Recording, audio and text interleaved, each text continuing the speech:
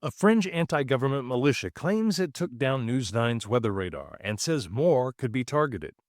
The state superintendent's push for free school meals? One top lawmaker says that's an empty threat. Plus, we'll take a spin around the state, from mountain lion sightings to a semi-trailer wheel crashing through an apartment. This is Oklahoma Memo.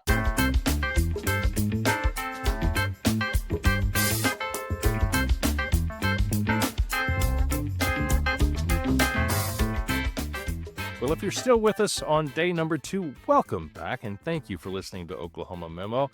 We're going to be on YouTube soon, the podcast it is. We already have a video channel. Hope you'll subscribe to us there, and we hope that you'll like and follow us right here wherever you're listening, and please do leave us a review.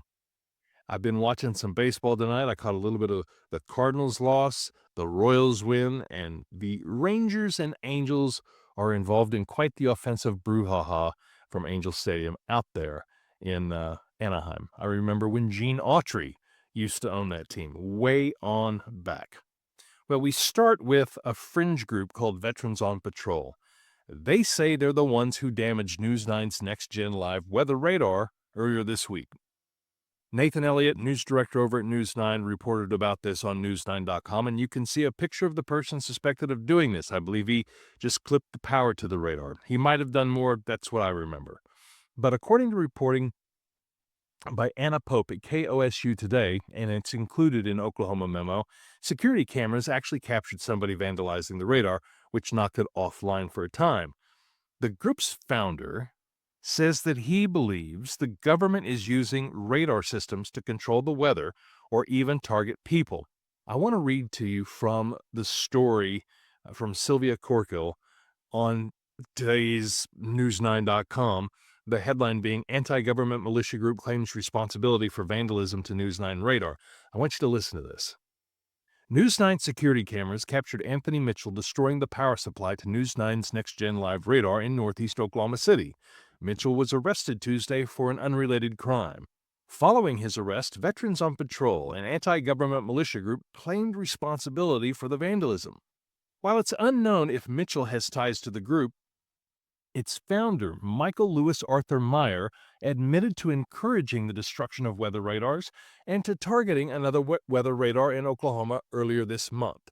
The group believes the military is using radars to alter the weather, and I quote, "When the military plays God with the weather, they're mocking our Heavenly Father," says Veterans on Patrol founder Michael Lewis Arthur Meyer.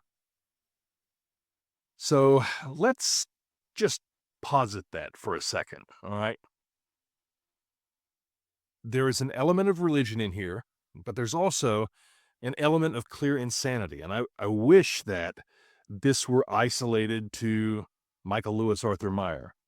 But we have at least one congressperson who believes in this, Marjorie Taylor Greene out of Georgia. I think it is disqualifying to lead a Cub Scout troop if this is something that you believe. There are contrails, and then there is the concept and conspiracy theory of chemtrails, which aren't a thing. Weather modification is a thing in terms of cloud seeding, and that's a criticism I would have of meteorologists who are stepping into the conversation surrounding the tragic Central Texas floods. I saw a post from a meteorologist in the state of Texas trying to explain what cloud seeding was. And these folks aren't interested in science. It's like feeding the zoo animals. Just keep it really simple. This is not a thing. You might be crazy, and your thoughts are dangerous, really, really dangerous. And the reason why I say that is because clearly Representative Greene normalized this idea that the government was modifying the weather to harm its citizens. And there are gullible people who believe it. And now look at what we have. We have a group that is encouraging the destruction of weather radars across the state of Oklahoma when we need them most. We've got rain coming in this weekend, possibly some storms, possibly a risk for some flooding. This is not good. Whoever damaged it has already been arrested on an unrelated charge, I should note. But it's a serious reminder that messing with weather radars in Oklahoma isn't just vandalism. It could cost lives. Now, the News 9 story they talked to David Payne. I worked with David Payne a lot of years. I will tell you, when people are hurt in storms, he takes it personally. He's in it to save lives. He said, I wish it were that easy to modify the weather, noting that he would stop all the tornadoes. But those radars do exist to inform and warn the public to keep people safe. And I think it's absolutely safe to say that that applies to all weather newsrooms. All right. Next up, a war of words over those free school lunches. Oklahoma State Superintendent Ryan Welton issued a mandate this week telling all Oklahoma public schools they'll need to provide universal free meals starting in the 2025-26 school year. Welton says schools have enough state and federal money already, they just need to cut administrative costs. However, on Wednesday, House Education Committee Chair Dick Lowe, a fellow Republican from Asher, I believe, he's not buying it. Asher or Amber, I forget which. According to Nuria Martinez-Keel at Oklahoma Voice, Lowe called the move, quote, an empty threat, saying there's no state law that lets Walters enforce this and no power in his office to punish districts if they don't comply. Walters, though, says he'll look at cutting off state funds, downgrading accreditations, and even revoking educator certifications if the schools ignore him. So yeah, expect this fight to keep simmering. Jenny Graham, Tulsa World columnist, has a great piece saying it's all just political theater, and it is. The mandate has very little to do with feeding children and everything at trying to tear down the public education system. Quick break. If you own a business and want to get in front of thousands of Oklahomans who care about what's happening here, I'd love to help. Well, thousands, how about hundreds? The Oklahoma Memo newsletter is seeing a 65% open rate with nearly 300 daily readers. Now, the 300 daily readers might not impress you, but it's growing pretty quickly, and that open rate is quite impressive. We've got 3,400 people on TikTok, that's where the thousands come in, plus brand new audiences on Instagram and YouTube. If you want your business featured in the newsletter or across our channels, shoot me an email at ryan@doabledigitalmedia.com. Doable Digital Media is this one-person solopreneurship agency that I created on the foundation of a concept that I like to call Activate Like a Newsroom. Video, audio, written word, it is a content system that will promote and market your business much more efficiently than ever before. DoableDigitalMedia.com and Oklahoma Memo. Alrighty, let's run through some headlines from across the state, from Guymon to Idabel, Altus to Miami. I know, but I said Miami yesterday. I've lived in Oklahoma most all my life, aside from a few years in Texas. Forgive me, please, but I know Miami and Paola, and I know all of this, but still Miami comes out of my mouth sometimes. First off, from KOCO, in Oklahoma City, a wheel flew off a semi-trailer and crashed straight into an apartment building. That's quite scary. Somehow nobody was hurt. I'll tell you a quick story. I used to commute to Dallas, where I live, from Henrietta. I would go see my parents, and I would drive down Indian Nation Turnpike and get off at 69, go through Atoka, and all the way down to Dallas. And once I was behind a truck that had one of those detachable campers. This is many years ago, 20 years ago. And I saw a young woman reach into the back, presumably for a beer. Let's give her the benefit of the doubt and say it was for a soda. But she reached in the back, and then that camper flew off and came right at me. It was quite scary. I've had sort of like daydream nightmares of a wheel coming off of one of these big trucks. I worked at Love's Travel Stops and Country Stores for a long time, so I got to know a lot of professional drivers. And they always said, do not be just sitting on the left side of one of those things, because if they have a blowout on any of those wheels, it's taking you out. So that's a dangerous thing, and I'm glad nobody was hurt in Oklahoma City.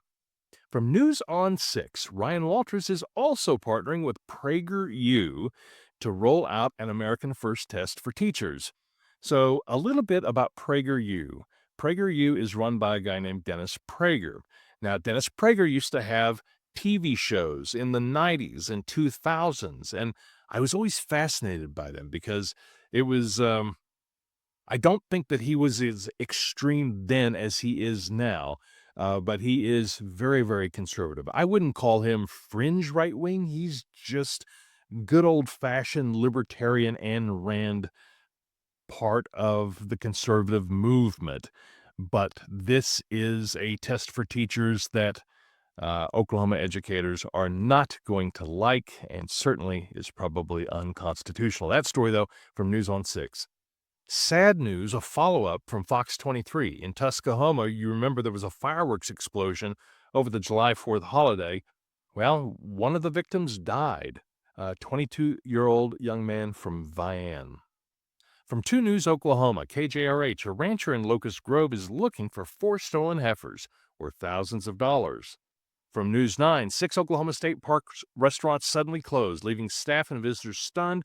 They talked to a cook down at the Beavers Bend location who talked about not getting paid and late payment, and you just wonder how that restaurant was able to operate and what agreement was given to them that left them so strapped.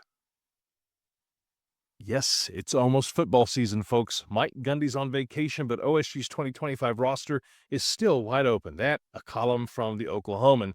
KOCO was also at Big 12 Media Days. All the stations were, but I included KOCO and the Oklahoman in today's Oklahoma Memo.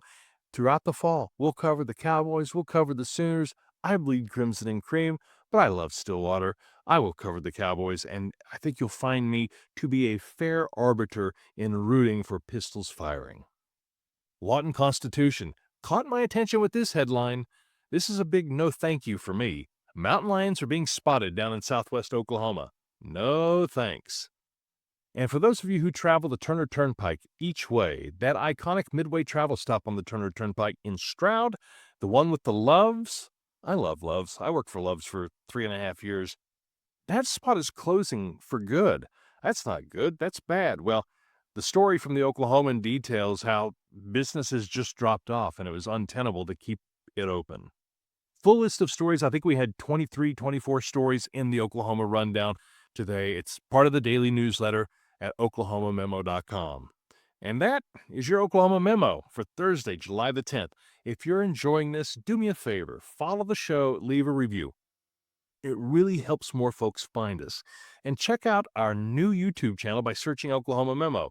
And of course, you can sign up for the daily newsletter at oklahomamemo.com so that you're always in the loop. One note about this podcast. Sure, daily recaps, and I'll try to do it every day. There are going to be some days coming up when I won't be able to, but I'm looking to have conversations with newsmakers, policymakers, business leaders, educators, small business folks. I would love to talk to folks in small towns. Tell me what's happening in the Panhandle, in southwest Oklahoma. Find me somebody in Hugo or Idabel that I can talk to. How about somebody in Miami or Jay? Would love to cover the state by getting guests to be part of this. All we got to do is hop on a Zoom call. Message me at news@oklahomamemo.com. All righty. For July 10th, I'm Ryan Welton with Oklahoma Memo. Lay us out.